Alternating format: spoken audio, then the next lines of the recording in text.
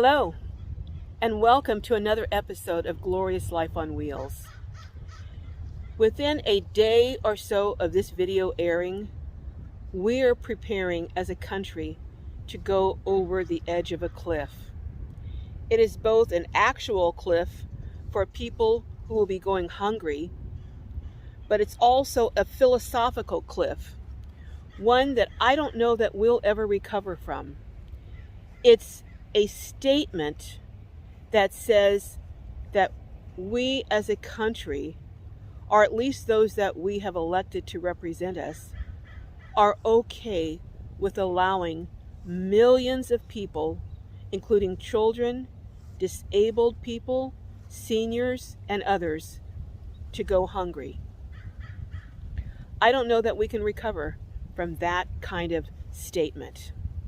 I fear it's a turning point, and I don't know what is coming next if this is permitted to go forward.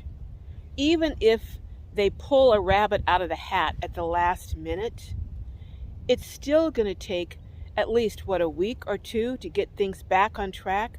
So that means despite whatever happens in the next 24 to 48 hours, people who typically receive their food stamps at the beginning of the month will almost certainly not get them.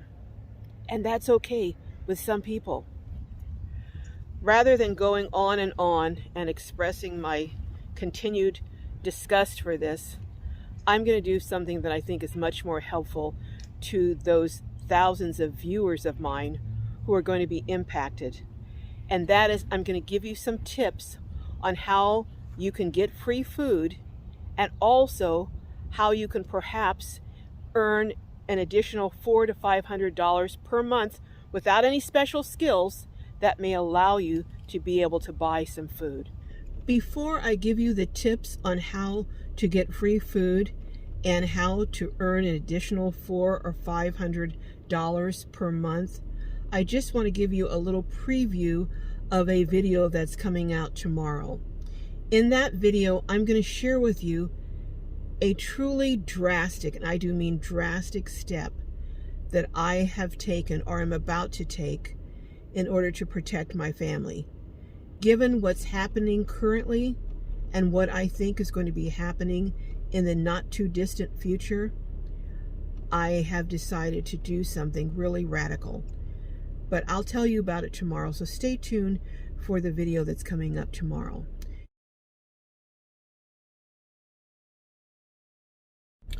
I imagine most of you already know about 211, but for those of you who don't, 211, at least in California, is a number that you can call for resources. Now, I haven't found it very helpful in finding resources for housing for people. However, it is helpful in providing information on food banks, their locations, and the requirements for being able to participate in those food banks. Now, I did speak with someone who was one of the 211 staff members, and they did say that they have experienced an increase in calls, which is not surprising. So you do need to be patient when you call. There is an option, however, to have a callback instead of waiting. And when I exercised the callback option on one of the times I called, they called me back within 10 minutes. So it's not a real long wait. The other thing that I thought was really important is that at least in San Diego County, and I'm going to refer to my notes here, they have a website. It's 211sandiego.org. The great thing about this website is that it had the food banks broken down by districts. So it had different cities like North County, South County, East Bay, so on and so forth, broken down so you could find the food banks that were in the area closest to you. It also shared information on what the requirements were in order for you to obtain food from the bank. Some of them had requirements, some of them didn't. For instance, one of them was for seniors 60 and older, and it was based on monthly income.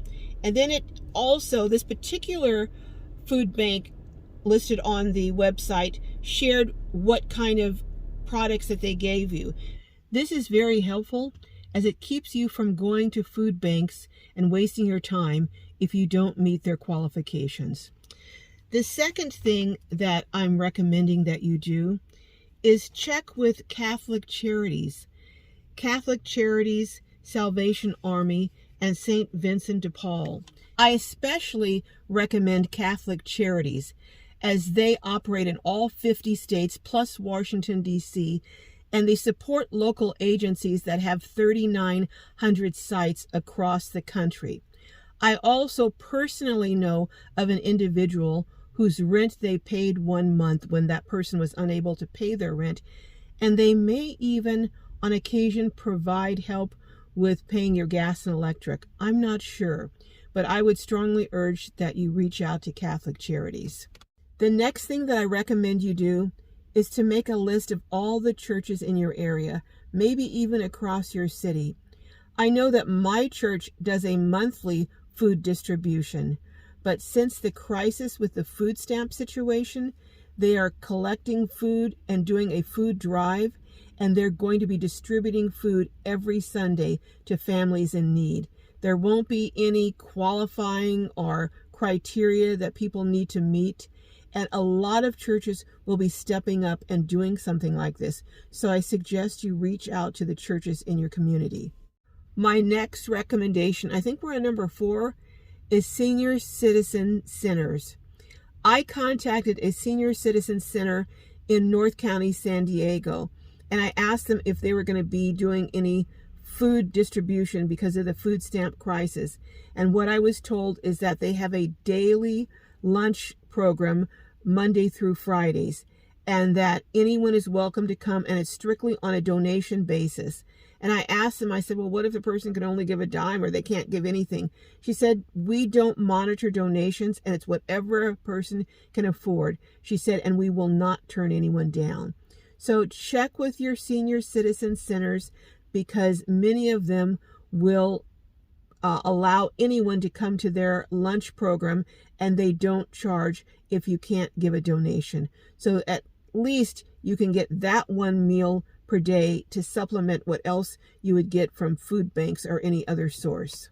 My next recommendation is a little creative, and it may seem a little odd to some folks, but believe me, it can work. And that is different restaurants prepare meals or prepare food, like Little Caesars or Panera, or some of these restaurants that prepare food and have it set out, hot food, and have it set out, and then people come and purchase it. Well, I was in Oceanside last week, and I was dealing with a homeless person and had gone in to buy him a meal. And when I went up to the counter, the person who owned the store, it's a box meal. You know, you pick what meat you want and then a couple of sides. The person said, well, how about this? You pay for half of it and I'll cover the other half. I was like, oh, I'm happy about that. And then she went on to tell me that at the end of the night, any food that's left over, she gives to people who are in need, or homeless people, or people who need it in the area.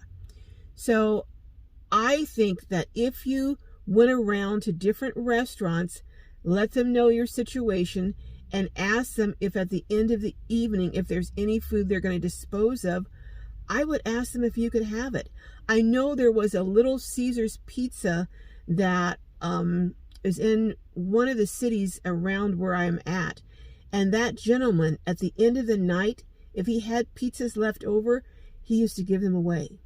So this is a source a lot of people may not have thought of, but I would do that in a pinch. I absolutely would do that. My last thing that I'm going to suggest before I provide the tip on how you can earn some additional money is bartering.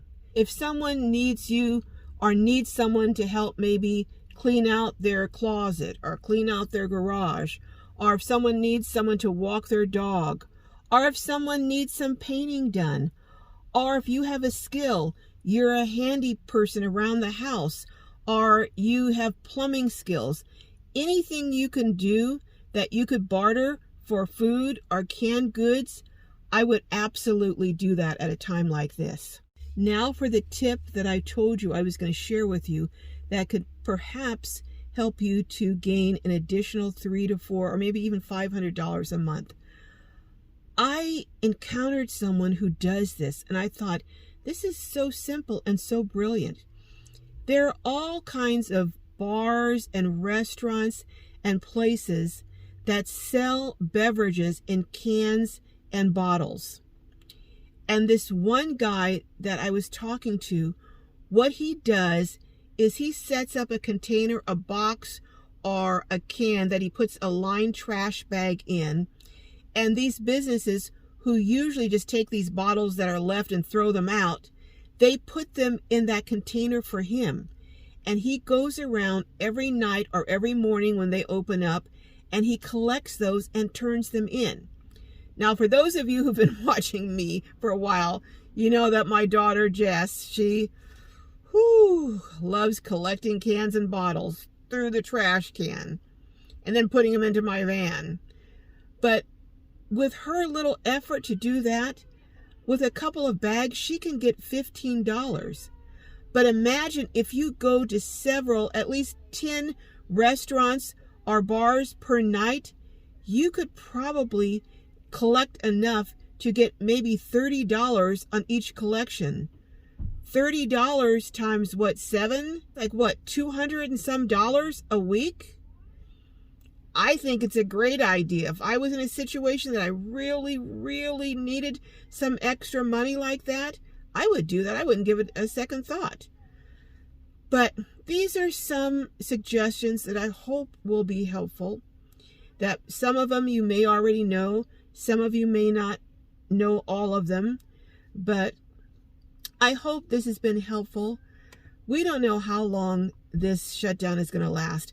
I'm praying that by the time I air this video, they will have come to a solution. I know there's 2 senators who reportedly have bills that they've proposed, and it's up to the Senate Majority Leader whether he will bring the bills to the floor for a vote.